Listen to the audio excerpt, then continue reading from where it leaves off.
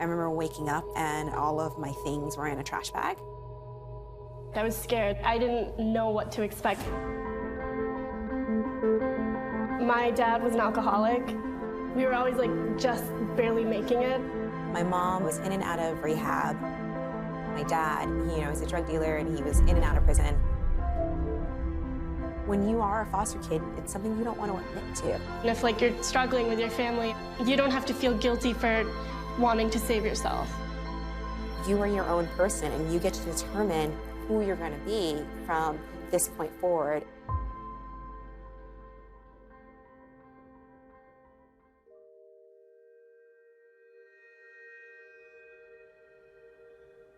One day, I woke up and I must have been maybe 6 years old. And I wake up, there's no one in the house. And so I get up, I wash up, I get dressed, I get my sister washed up, and I take her to the babysitter's house. And I go to school, and I spend the whole day at school, and I come back home, and I knock on the door, still no one's at home, so I go to the babysitter's house. We just sit there until 10 o'clock at night. I was a kid. I was a little kid with my younger sister, and you don't just leave two little kids in a home by themselves.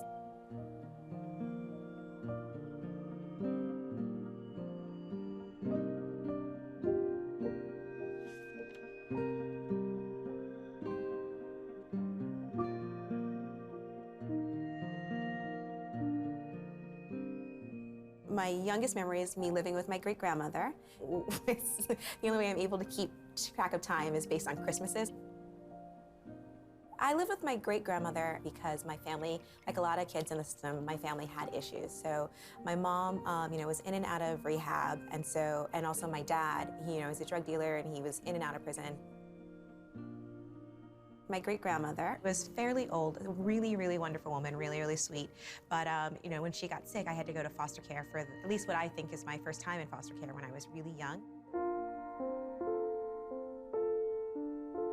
When I went to live with my first foster family, they weren't family. So it was strangers that, I was in their home, and going from living with my great-grandmother where there was just all this love and support, I didn't necessarily get that when I went to live with the foster family, and I don't remember their name, I don't remember where I was.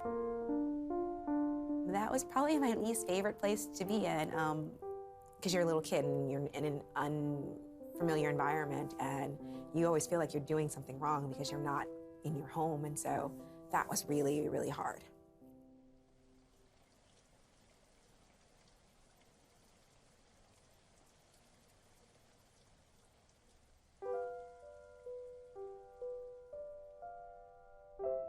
It's a really lonely feeling. It's a really lonely way of growing up because it's not something you talk about. It's one of those walls of your community or the family where you don't say it. And when you are a foster kid, it's something you don't want to admit to. You don't want to admit that you don't have a permanent home, that you don't have a permanent place to be. Your kids at school say, hey, is your mom coming to pick you up? And you'll just say yes, even though it's not your mom. Because you don't want to admit to that.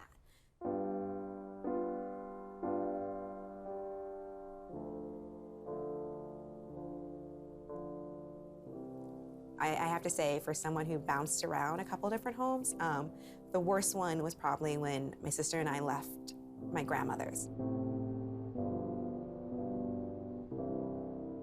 Usually when you are moving, you don't know that it's happening. It's usually a surprise.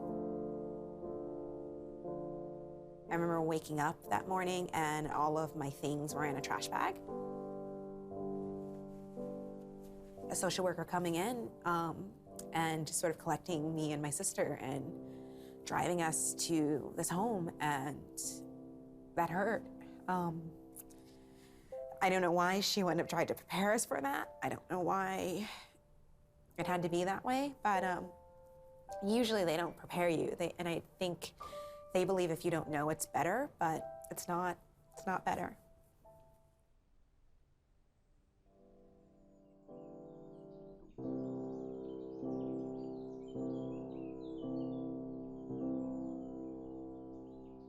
I do remember one nice moment. I was all packed up to go live with my great-grandmother again because they said she was feeling better and I can go live with her again. And so I'm really excited because I want to get out of this place. The social worker comes and she says, she's sick and you can't go. Like, I am in tears because I was so excited, ready to go.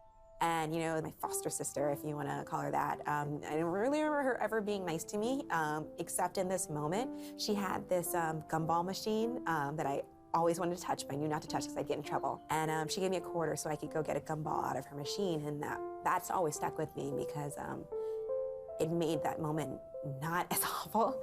And she knew I needed something, just a small pick-me-up. And it was a really nice thing to do.